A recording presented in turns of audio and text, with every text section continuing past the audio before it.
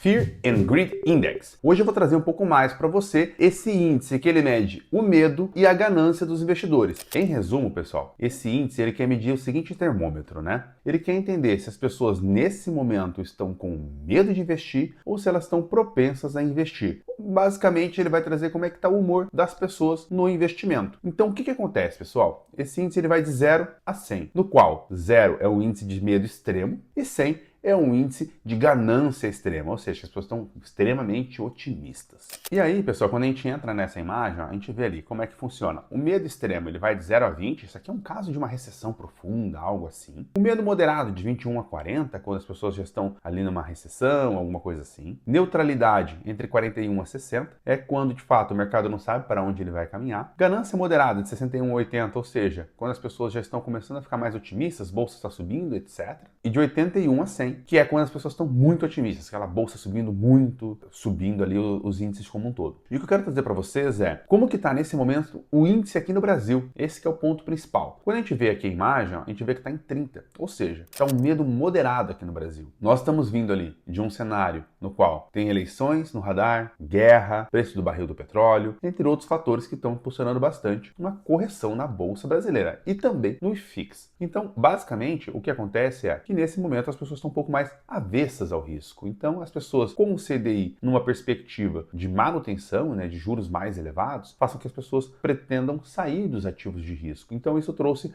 um medo moderado para toda a classe. E aí, quando a gente puxa o histórico aqui, né, pessoal, de 2025 até agora, a gente vê os medos mais moderados e, ao mesmo tempo, os otimismos. Nós vemos aqui que no Brasil não chegou a ser otimista, né? Não chegou nem perto lá dos 70, 80, 90. Então, chegou ali a 50, quase 60, agora nesse período de começo do ano que a bolsa tinha disparado a quase 200 mil pontos. Então, a gente vê que nesses momentos de queda, como vocês podem ver aqui, são os momentos mais propícios para investir. Então, o que acontece muitas vezes é que o investidor vê a bolsa caindo, ele vê o fundo imobiliário caindo, ele decide, na realidade, sair dos ativos, porque está com medo de alguma coisa acontecer. Mas nesse momento é o momento de aportar de fato. Por quê? Porque o medo está extremo e automaticamente você está pagando mais barato por um ativo. Quando o mercado está extremamente otimista, então significa que você provavelmente está pagando mais caro, porque está todo mundo ali naquele boom, naquele momento, naquela tese, que está fazendo com que aquele ativo suba demais. Então, tem que tomar muito cuidado com esse otimismo e o pessimismo. Acho que é muito importante, né, a gente poder fazer essas compras nesse momento de maior pessimismo e no momento de maior otimismo, realizar as vendas, equilibrar o portfólio e fazer esse tipo de rebalanceamento do portfólio como um todo. E aqui eu quero trazer uma correlação para vocês entre a questão do índice do Fear and Greed e a Ibovespa, tá, pessoal? Nós vemos ali, por exemplo, no final de outubro de 24, né, e 2025, em que o medo, a linha azul, estava muito alto.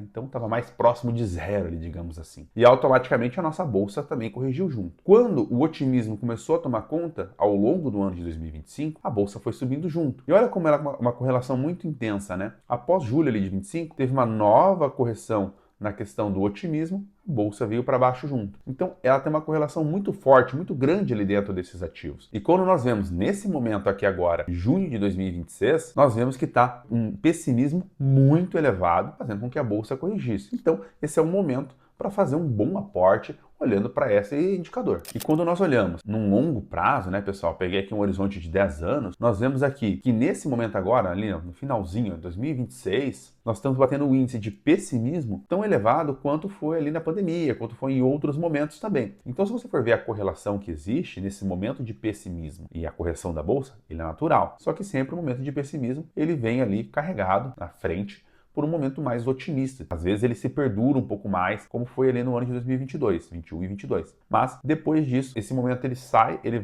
do radar e entra um momento mais otimista e automaticamente os ativos voltam a subir. Então, pessoal, somando tudo isso, fica o meu questionamento para você. Nesse momento agora de correção de FIX, você está aproveitando para recomprar aqueles ativos que você gosta, que você tem no portfólio e aproveitando para automaticamente fazer um preço médio melhor e ter um ativo que vai te entregar mais provento por um preço menor? Ou você está com medo nesse momento e se desfez dos ativos e levando tudo para renda fixa? Então, achei muito importante, né, pessoal? O primeiro ponto, né? Entender esses indicadores e como que isso faz a você pensar de maneira mais racional para fazer um investimento. E acho que outro ponto, se nesses momentos em que o medo extremo começa a tomar conta e você sai vendendo os ativos, então significa que talvez que o seu portfólio ou ele está muito arrojado, porque automaticamente teve uma correção muito intensa, ou o teu perfil de risco ele talvez esteja um pouco desenquadrado. Você está colocando mais ativos em risco do que aquilo que você de fato suporta. Então acho que esse é o principal ponto, tá, pessoal? É entender esses indicadores e calibrando o portfólio, principalmente nesses momentos de quedas, que são momentos de oportunidade. Espero que você tenha gostado do vídeo. Se você gostou, deixa o seu joinha aqui embaixo. Não se esqueça de se inscrever no canal e ativar o sininho para estar sempre recebendo informação direto na sua tela.